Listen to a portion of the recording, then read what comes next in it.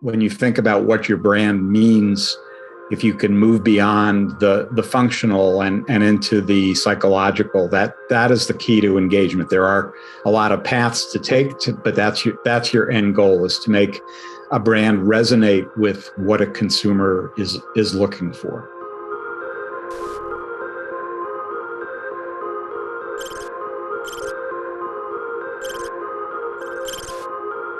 Welcome to Summer First Experience.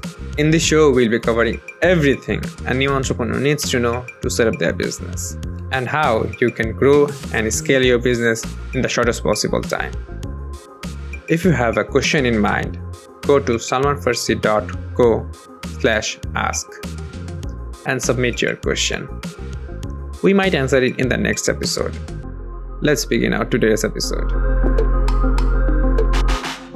Michael wrote the book on understanding consumers. Literally, hundreds of thousands of business students have learned about marketing from his books, including Consumer Behavior, Buying, Having, and Being, the most widely used book on the subject in the world.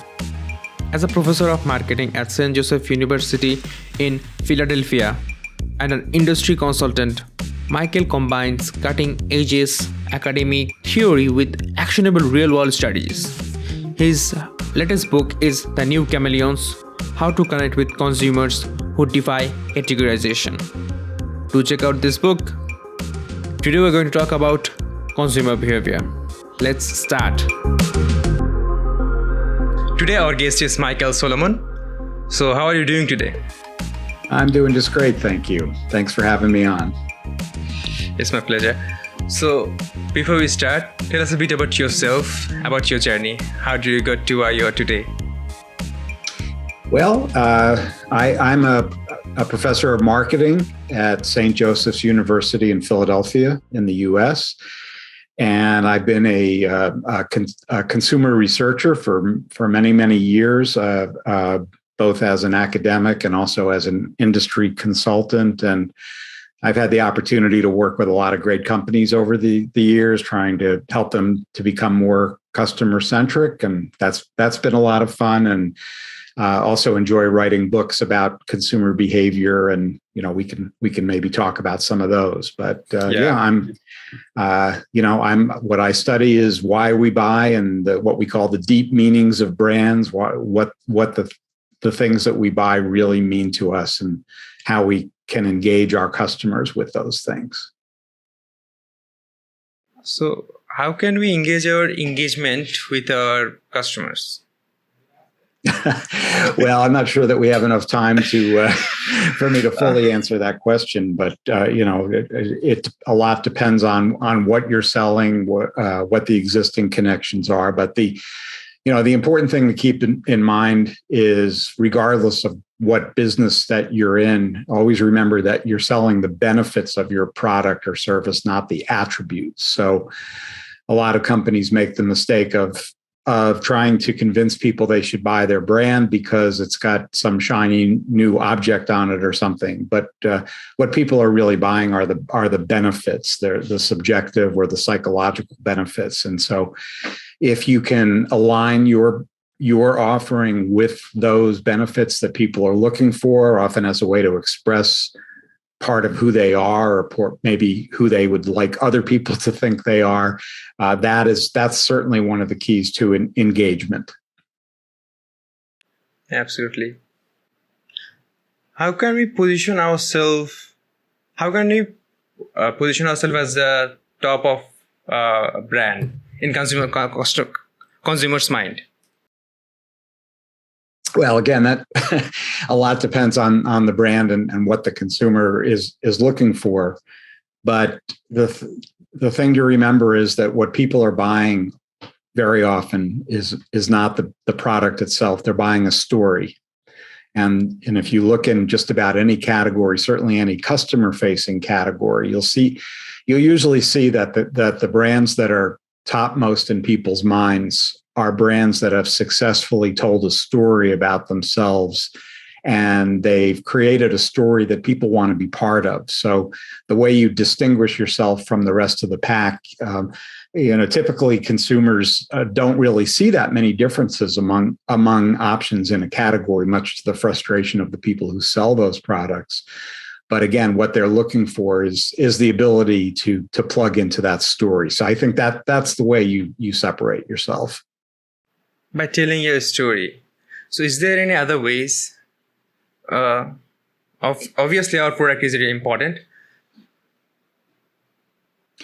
Yeah, I mean, there are many ways. I'm actually in the process of launching an online course now just on that topic of how to engage your customers. And, there's a lot of different ways to do it. But again, when you think about what your brand means, if you can move beyond the functional and into the psychological, that is the key to engagement. There are a lot of paths to take, but that's your end goal, is to make a brand resonate with what a consumer is looking for.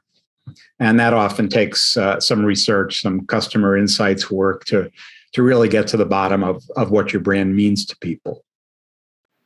How can we get enough information about the customer to understand their consumer behavior? What does the process looks like?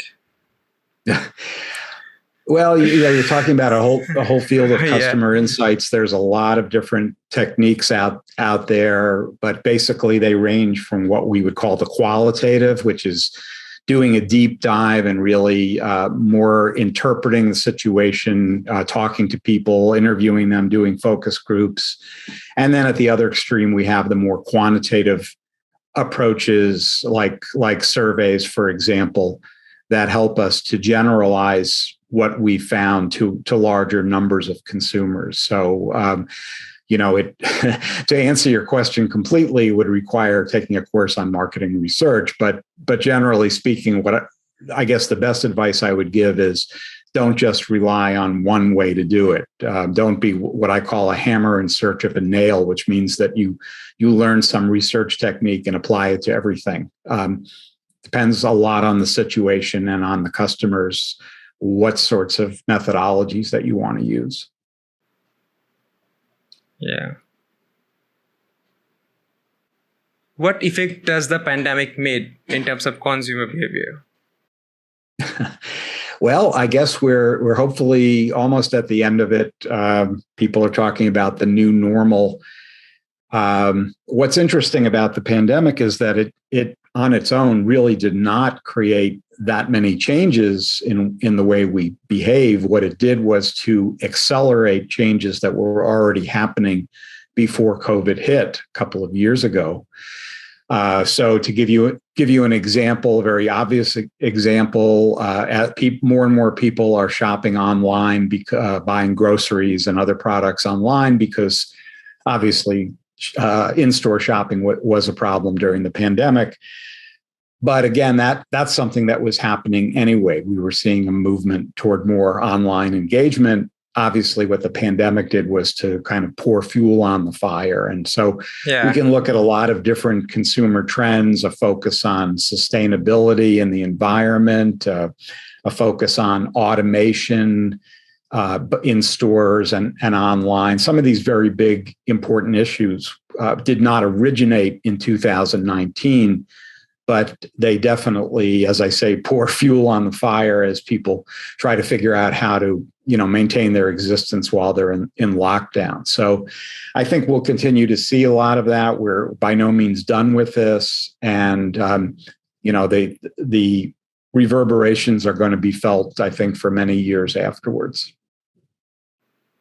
What if we don't check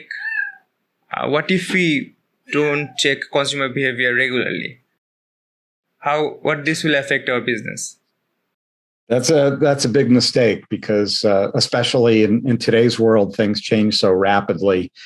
There are many stories of brands that were successful at one point in time because they really resonated with people, but then they sat on their laurels and said, well, we don't have to keep innovating because we've already developed a successful product. And some of those brands no longer exist today because they stopped innovating. So the consumer is a moving target. And actually, in my latest book that I call the book The New Chameleons, and I refer to people as chameleons because they change their identities so quickly. That highlights the importance of constantly staying on top of how those identities and preferences are changing on a constant basis. You can't really just let down your guard because everything will have changed by the time you come back. Do we innovate? Should we innovate our product based on consumer behavior? Well, of course. If you're not meeting people's needs, you don't have any customers. So you can have a great product that works very well, but if people don't want it anymore, then what good is it? So absolutely, innovation should always be tied to one of the biggest mistakes that some marketers make is they come up with an idea for what they think is a great product, and then they ask the question, now I wonder who will buy this? And that's a big mistake. So you want to work backwards if you can. In other words, start at the end by identifying a need that has not been met by your competitors, and now retroactively design the product or service that you think will meet that need, not the other way around. Absolutely. So what motivates you to write your book? Well, I often am asked to give keynote addresses at conferences, business conferences, and so on, and they usually want to know something about trends and consumer behavior and changes. And as I gave some of these talks over the last 5 years or so, I realized that a lot of the very basic assumptions that we make about consumers actually are no longer valid today. And as I started to think about that more and more, I realized this is a huge change in the way that consumers are relating to the marketplace. And so it all comes down to this idea of these changing identities, and to a large extent, the fact that consumers don't want to be treated as part of a broad, homogeneous group of people. Everybody wants to be an individual today. And with the technology that's available, certainly online at least, it's possible to really customize or personalize messages. And so really the basic logic of market segmentation, where we develop a product for a large, homogeneous group of people, is not very valid today in a time when everybody wants to be their own person. So that I decided, there was definitely a book there, and I normally write textbooks for universities, but I decided to write this book for the public, just to share some of these ideas. You mentioned about the personalized message. So how can we treat people as an individual? Well, again, it depends if you're interacting with them online or offline, obviously. If it's offline, in both cases, there are ways to use various software programs, CRM programs that track your customers' behaviors. That it can be something as simple as reminding you that one of your best customers has a birthday this week, and you can reach out to them and they know you're a real person.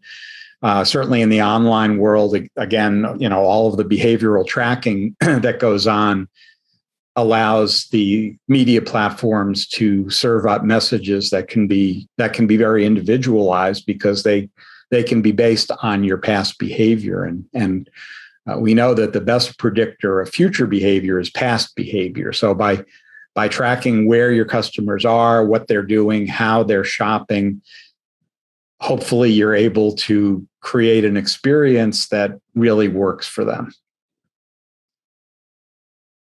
What mistakes have you done?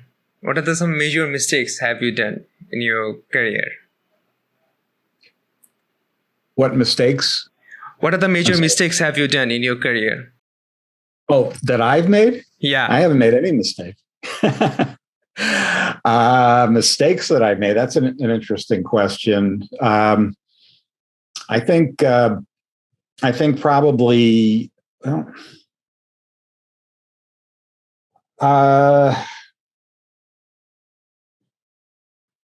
all I can think of really is, I mean, we all make mistakes. I was just kidding, but I think that perhaps underestimating the impact of social media on consumer behavior in the early days, it would have been great to be doing more of this research, 15 years ago before everybody was talking about it. So, yeah, interesting question.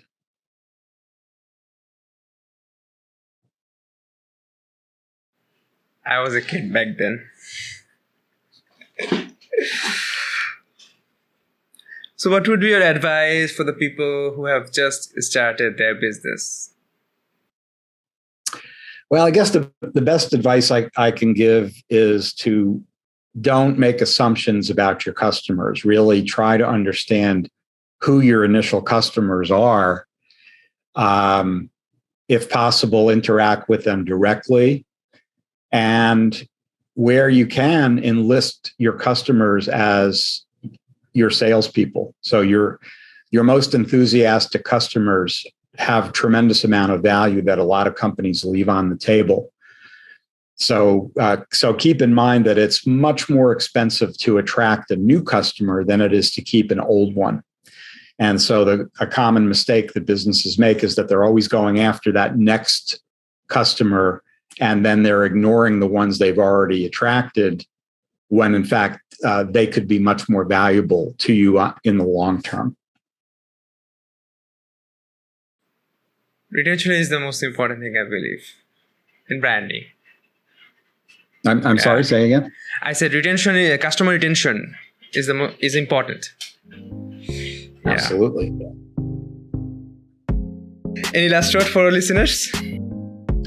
Well, I hope you buy my book, The New Chameleons, How to Connect with Consumers Who Defy Categorization. Oh, I forgot one question. So, where can our listener find you online? Oh, I have a website, just www.michaelsolomon.com, and my email is michael@michaelsolomon.com. Great. So I will add the show notes. That's how we end it. Thanks for joining us today. Hit the subscribe button. And if you're listening this on Apple Podcast, please leave a review. This will really help us to make our future episodes better. Have a question in mind?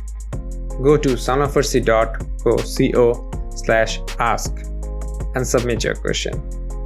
We see every submission and we might answer it in the next episode. Thanks again for listening. We will see you on Tuesday and Thursday. Have a great week.